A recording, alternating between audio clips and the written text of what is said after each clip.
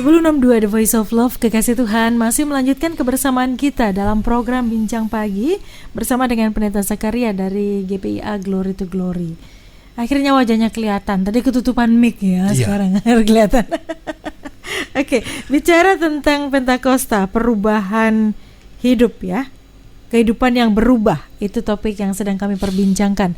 Kekasih Tuhan, sembari kami berbincang-bincang, Anda bisa bergabung bersama dengan kami. Telepon 0315046.000, SMS WA 0813-330-60.000. Kalau orang dipenuhi Roh Kudus, ada kehidupan yang diubahkan. Salah satunya adalah karakternya. Jadi yang penting bukan manifestasinya, tetapi kehidupan yang diubahkan. Salah satunya tadi karakter ya. Walaupun itu memang butuh proses dan ada hal-hal yang harus dipangkas dari kehidupan kita.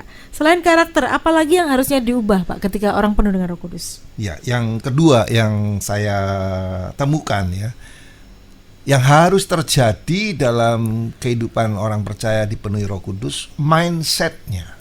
Pola pikir. Mindsetnya pasti berubah. Oke. Gitu ya. Jadi gampangannya gini, kalau dulu mungkin mindsetnya, pola pikir kita profit oriented. Yang penting untung gitu. Yang penting bagaimana buat aku. Iya. Yang utama aku dulu. Gitu ya. Yang lain terserah, masa bodoh, kasarannya begitu. Tapi dengan dipenuhi Roh Kudus, maka dia punya mindset berubah, bukan lagi profit oriented, tapi blessing oriented. Blessing oriented itu yang seperti apa Pak? Blessing oriented ini pola pikirnya sudah berubah gini. Ada satu ayat bilang gini, apapun yang kau perbuatlah seperti untuk Tuhan, gitu ya, bukan untuk manusia. Ya. Jadi ketika kita memahami ayat ini, firman ini, maka oriented kita gini, apa yang saya kerjakan kira-kira gitu ya, kira-kira memuliakan nama Tuhan enggak? Yang pertama. Yang kedua, kira-kira jadi berkat enggak? Gitu ya. Itu yang harus ada dalam pola pikir kita ya. Itu yang harus jadi pertimbangan. Jadi ketika kita menghadapi atau menjalani satu kehidupan rumah tangga, keluarga, pernikahan, maka segala tindak laku kita, entah itu suami, entah itu istri, maka harus punya mindset seperti ini. Gitu ya. Kita kira-kira jadi berkat nggak nih buat keluarga? Jadi bukan lagi mikir diri kita sendiri ya. Betul, betul. Jadi aku maunya begini. Iya. Nah, dari dulunya, kenapa kamu mau kawin? Udah tahu aku begini, kamu kok kawin? Nah, gitu ya. Alasan lagi ya. Dari dulu ya kayak gini nih aku. Gitu. Jadi mereka sudah berubah. Pertimbangannya itu bukan ku lagi, bukan untukku, aku. Ya itu sama aja di Amsal bilang itu. Lintah kan seperti itu lintah. Untukku, nyedot terus gitu ya. Ngisap terus gitu ya. Nah, enggak boleh. Ketika seseorang dipenuhi Roh Kudus, maka yang harus terjadi bagaimana dia bisa menjadi berkat. Ketika dia menjalankan bisnis, usaha, gimana usaha bisnisnya ini jadi berkat. Gitu ya. Pak, kalau punya mindset blessing oriented, jadi berkat. Kalau orang bisnis, apakah bisa diterapkan? Kan orang bisnis cari cuan. Betul, tapi ini kan saya enggak bilang gini, kita enggak dapat apa-apa. Bukan. Ya, berkat itu kan kita juga terima. Tapi berkat itu juga harus disalurkan, begitu ya. Jadi artinya gini, ketika kita mempekerjakan staf, karyawan, nah kita menganggap mereka aset gitu ya. Kita menganggap mereka itu bukan hanya sekedar orang kerja, orang upahan gitu ya. Bahasa Surabaya apa? Diuongke gitu. Diuongke. Kelihatan gitu. Bukan orang Jawa ini. Bukan orang Surabaya maksud saya. Saya berapa tahun di sini enggak bisa ya. Asli mana tuh, Pak? Cirebon, Jawa Barat. Cirebon ya, orang Jawa Barat ya. Kumaha ada mah? Tahu enggak? Gitu ya. Jadi seperti itu. Jadi ketika kita memperlakukan, bukan berarti tidak profit sama sekali ya, bukan. Bagaimana kita juga memikirkan ini misalnya gitu ya. Kesejahteraan,nya, kelangsungan hidupnya, bagaimana kedepannya gitu ya. Nah, itu yang harus jadi apa ya? Harus jadi hal yang utama dari seorang yang dipenuhi Roh Kudus. Dan saya melihat sekarang ini banyak pengusaha, banyak bisnismen gitu ya, yang kemudian sudah pola pikirnya sudah berubah. Blessing oriented ya. Betul. Dan itu juga dalam rumah tangga ya, bukan hanya untuk supaya aku semua aspek dalam kehidupan, dalam pelayanan juga. Ya toh, harus seperti itu. Artinya gini, ketika kita melihat ada beberapa yang mampu, yang mumpuni, yang punya talenta gitu ya, itu yang harus kita kembangkan. Kita harus kasih kesempatan, harus segala macam ya. Jadi ndak yang utama, aku harus tampil nih. Yang lainnya nanti aja. Gitu. Aku harus yang melayani, gitu lah. Tapi memberi kesempatan kader. Nah, harus seperti itu. Oke. Dan itu dimulai dari pola pikir yang diubahkan ya. Pola pikir yang diubahkan. Kalau saya lihat kayak Barnabas, gitu ya, di Kisah Rasul, itu menarik. Di beberapa pasal itu dimulai selalu bilang ini, Barnabas dan Saulus, ya belum berubah. Barnabas, Paulus. Awalnya seperti itu. Tapi kemudian beralih di pasal-pasal berikutnya itu ganti. Paulus dan Barnabas. Kelihatannya simpel, sederhana, tidak ada artinya. Tapi kalau kita dalami, itu satu kerendahan hati yang dimiliki Barnabas gitu ya. Yang tadinya dia utama disebut lebih dulu gitu. Akhirnya kemudian dia memberi kesempatan untuk Paulus tampil. Nah, harusnya setiap kita yang percaya dipenuhi Roh Kudus, mindset kita ini harus berubah. Seperti itu. Pak, ketika mindset kita berubah menjadi dari profit oriented untuk saya kemudian untuk orang lain, itu kan beresiko, Pak. Ada resiko kita istilahnya di nomor 2-kan, ada resiko kita dirugikan, ada resiko bahwa kita juga akan istilahnya diremehkan, begitulah dalam tanda petik ya. Nah, banyak orang tidak suka mengambil resiko itu. Ya, bisa saja terjadi hal seperti itu. Tapi kembali lagi gini, motivasi dasar dari kita melakukannya apa? Ya, kalau itu ketulusan, ya saya percaya Tuhan perhitungkan, gitu ya. Tuhan nggak tinggal diam, gitu. Mungkin saja akhirnya kebaikan kita dimanfaatkan, bisa toh. Kebaikan kita kemudian disalahgunakan, bisa saja. Tapi percaya, orang benar itu selalu dibela. Amin. Gitu. Orang benar itu selalu dalam lindungannya Tuhan, dalam kendalinya Tuhan. Oke, baik. Jadi maksud saya gini, jangan sampai hal-hal itu mengurangi karya Roh Kudus yang ada dalam hidup kita. Gitu. Kalau memang itu dorongan dari Roh Kudus, ya lakukan saja. Gitu. Dengan segala risikonya. Baik. Betul. Karakter berubah, kemudian ada perubahan pola pikir. What next? Ketika Roh Kudus memenuhi hidup kita, kehidupan seperti apa yang harus terjadi dalam kehidupan kita? Ketika semuanya, maksudnya karakter kita berubah, gitu ya, mindsetnya berubah. Yang pasti tindakannya juga berbeda. Tindakannya pasti berubah. Ya. Saya pernah dengar, kalau kita mau mendapatkan hasil yang berbeda, maka harus dimulai dengan tindakan yang berbeda. Ada actionnya. Ada actionnya, gitu. Bukan NATO, no action talk only. Nah, gitu, bukan omdo, gitu. Om doang. Kita kan terlalu fasih ya, terlalu familiar, terlalu hafal dengan istilah-istilah itu. Tanpa sadar cuma ngapal tok. Jadi gitu. Harus ada tindakan nyata. Betul. Nah, ini di Kisah Para Rasul, Kisah Para Rasul 2 ayat 41, saya bisa baca ya. 41 sampai ayat yang ke-45. Ya, demikian firman Tuhan. Orang-orang yang menerima perkataannya itu memberi diri dibaptis, dan pada hari itu jumlah mereka bertambah kira-kira 3.000 jiwa. Mereka bertekun dalam pengajaran rasul-rasul dan dalam persekutuan. Dan mereka selalu berkumpul untuk memecahkan roti dan berdoa. Maka ketakutanlah mereka semua, sedang rasul-rasul itu mengadakan banyak mujizat dan tanda.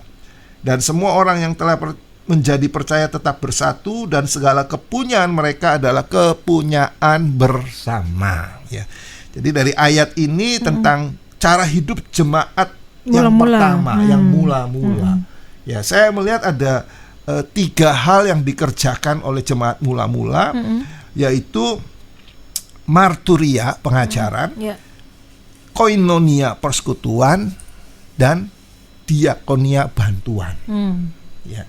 Ini yang dilakukan oleh orang-orang percaya yang dipenuhi Roh Kudus, jemaat mula-mula pada waktu itu. Jadi ketika di loteng atas Yerusalem dipenuhi Roh Kudus, mereka kemudian menyebar, ya, tapi mereka tetap dalam pengajaran, ya. Mereka tetap dalam persekutuan, dan mereka juga ambil bagian dalam diakonia. Dikatakan mereka selalu berkumpul untuk memecahkan roti, gitu ya. Kalau baca terus dikatakan apa yang menjadi milik mereka milik bersama, gitu ya. Jadi ada kepedulian, gitu ya. Ada apa lagi ya? Ada perhatian. Nah, itu yang bisa dilihat. Harusnya ada dalam kehidupan kita zaman sekarang ya. Harusnya tetap 3 hal tadi ya. Pengajaran, persekutuan, dan diakonia. Nah, ini kita lihat aja kan, untuk marturia pengajaran aja. Awalnya aja. Oh ya, lahir baru, kasih mula-mula, semua diikutin nih. Semua diikutin nih. Semua dipelajari. Semua dipelajarin. Ya, saya pernah ada di titik itu ikut, ya. Pernah ikut satu pengajaran, ada kelas-kelas gitu ya, dari kelas yang pertama sampai kelas yang keempat gitu ya. Oh, awal senang, semangat 100. Wah, enak kan ya. Kita semangat, bisa diskusi, bisa segala macam. Naik nih, lulus, masuk ke kelas berikutnya, sudah berkurang tuh. Semangatnya berkurang. Sudah bukan 100 lagi tuh. Apalagi kelas terakhir. Haleluya. Sedikit yang dipilih memang, Pak. Tinggal puluhan. Oke, jadi kita harus memang belajar ya, every day. Belajar itu tidak harus duduk di bangku sekolah formal kan? Ya, belajar itu banyak. Formal bisa, ya, juga melalui informal kehidupan. Ya, makanya di Alkitab kan pernah bilang, Tuhan pernah perintahkan Yeremia untuk dia ini ke tukang periuk, belajar dari sana. Ya. Nah, pas Yeremia datang di sana, tidak ada sambutan, tidak dipersilakan duduk, tidak diajak ngomong, ya. Cuma suruh lihat aja. Nggak seperti di Sangkakala, ada teh, ada roti. Saya tidak perlu sebut. Nggak boleh sebut merek. Ya, nah, Yeremia disuruh lihat tok. Nah, kadang-kadang kan kita loh, ya apa sih maksudnya gitu ya. Tapi justru di situ, di kehidupan itu, kita bisa belajar banyak. Gitu. Nah, seringkali kita mengabaikan gitu ya. Apa sih? Ya, padahal itu belajar ya. Ya. Seperti itu. Jadi bukan hanya hal-hal besar saja, hal-hal yang sederhana pun kita perlu belajar. Karena di situ lebih nyata, real, gitu ya. Oke, bicara koinonia, persekutuan juga harus kita bangun. Walaupun situasinya seperti ini, kita nggak bisa berkumpul dengan saudara seiman seperti biasanya, tetap persekutuan itu harus ada, Pak ya. Kalau saya lihat justru momen-momen seperti ini, memang itu menjadi satu gini ya. Alkitab kan bilang, kamu memang mereka-reka yang jahat, tapi Tuhan bisa mendatangkan kebaikan, mengubah kebaikan, gitu ya. Jadi kelihatannya pandemi virus ini membuat kita jadi susah, jadi sulit, nggak bisa kemana-mana, jadi sukar, gitu ya. Tapi kalau kita lihat, saya kok ingatnya gini, justru saat ini firman Tuhan kan bilang di Malaki, ada satu kondisi saat di mana hati bapak-bapak berbalik kepada anak-anak, gitu ya. Hati anak-anak berbalik kepada bapak-bapak, gitu ya. Nah, justru hari-hari ini kesempatan. Ya. Ya. Karena dipaksa di rumah. Iya, gitu. Ah. Nggak bisa kemana-mana, harus di rumah, gitu loh. Jadi ini satu momen menurut saya ya, kita harus mereset ulang, ya.